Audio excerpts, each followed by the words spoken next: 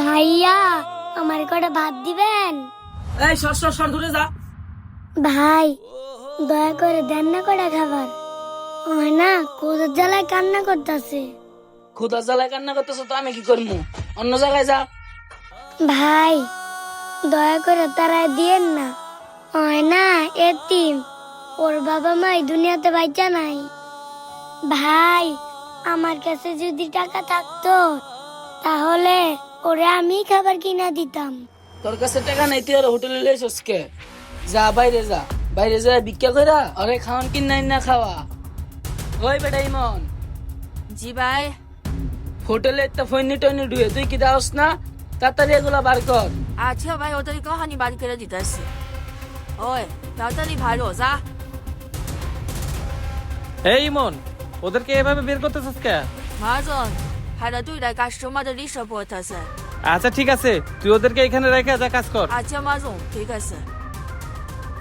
আচ্ছা এইবার বলো, তোমরা কেন ওই লোকটাকে ডিস্টার্ব করতেছো? আঙ্কেল ওর না অনেক ক্ষুধা লাগছে। ওর না ক্ষুধার জ্বালায় কান্না করতেছিল। ওর কান্না দেখা আমার অনেক মায়া লাগতেছিল। এর জন্য আপনার হোটেলে আইসা একটু খাবার চাইছিলাম। কেন, ওরা কি বাসা থেকে খাবার দেয় না? আঙ্কেল ওরে খাবার দিব কে? ওর তো বাবা মা বাইচা নাই, ও তো এতিম। কি বলো, ওর বাবা মা দুজনেই বেঁচে নেই, ও এতিম? আচ্ছা ঠিক আছে, তোমরা যা ওই টেবিলে বসো, আমি তোমাদেরকে খাবার দিতে বলতেছি। এই ইমন, জি মহাজন। এই বাচ্চা দুটো যা খাইতে চায় দিয়ে দে। আচ্ছা মহাজন, ঠিক আছে। ওই চল, ওই যে ওই টেবিলটাতে বসি। আঙ্কেলে বলছে আমাদের খাবার দিবে।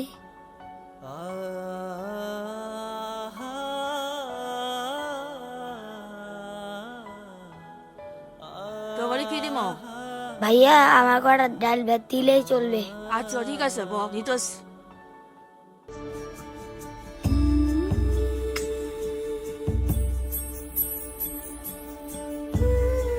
এই চলো।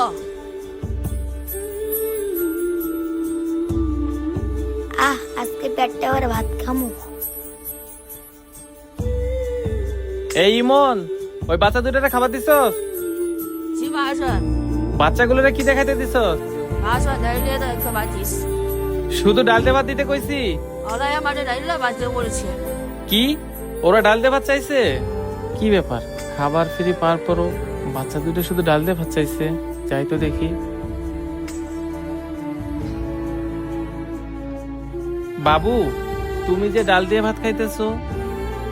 আঙ্কেল আমি যদি আপনার তরকারিতে ভাত খাই তাহলে তো আপনাদের লস হয়ে যাবে। বাহ, তোমার মাথায় তো অনেক বুদ্ধি। আচ্ছা তুমি কি পড়াশোনা করো? আঙ্কেল আমি বলতাছি, ও না আগে একটা মাদ্রাসায় পড়তো, কিন্তু ওর বাবা মা মারা যাওয়ার পরে ও আর পড়াশোনা করে না। কি বলো, বাবা মার সাথে পড়াশোনার সম্পর্ক কি? আঙ্কেল ওর পড়াশোনার খরচ দিবে কে? হয়তো ঠিক মতো খাইতেই পারে না। কি বলো, ওর খাওয়া দাওয়ার এত সমস্যা? আচ্ছা ওর কি কোনো আত্মীয় স্বজন নাই? আঙ্কেল এই পৃথিবীতে না ওর আর কেউ নাই, ও একা। আচ্ছা ঠিক আছে, তুমি আগে খাওয়া শেষ করো, পরে কথা বলি। এই ইমন, এইখানে 1 প্লেট মাংস দে তো। জি মহাজন, দিতেছে।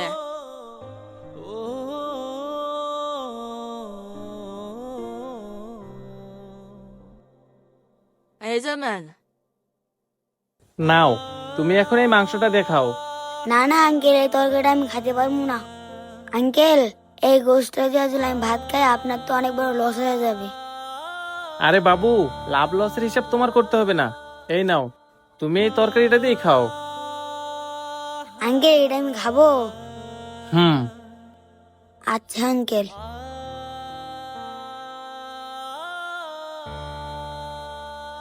আঙ্কেল আপনাকে অনেক ধন্যবাদ ওরে মাংস দিয়ে ভাত খাওয়ানোর জন্য। আপনার মতো যদি এই দুনিয়ার সব লোকই ভালো হইতো তাহলে এদের মতো এতিমদের ক্ষুধার জ্বালায় কষ্ট করতে হতো না। হুম, তুমি অবশ্য ঠিকই বলছো। আচ্ছা বাবু, আমি একটা কথা বলি, তোমার যখন ক্ষুধা লাগবে তুমি তখন আমার হোটেলে চলে আসবা, আমি তোমারে খাবারের ব্যবস্থা করে দিব। আচ্ছা ঠিক আছে আঙ্কেল। আচ্ছা ঠিক আছে, তুমি তাহলে খাও, আমি এখন আসি। আমাদের আশেপাশে এরকম হাজারো এতিম পথ শিশু আছে যারা কিনা একবেলা দুমুঠো ঠিকভাবে খেতেও পারে না। আসুন আমরা এই সকল এতিম পথ শিশুর পাশে দাঁড়াই, তাদেরকে অন্তত একবেলা খাবারের ব্যবস্থা করে দেই। আমাদের এই ভিডিওটি আপনাদের কাছে কেমন লাগলো? ভালো লাগলে অবশ্যই লাইক, কমেন্ট এবং শেয়ার করে সবাইকে দেখার সুযোগ করে দিবেন। ধন্যবাদ।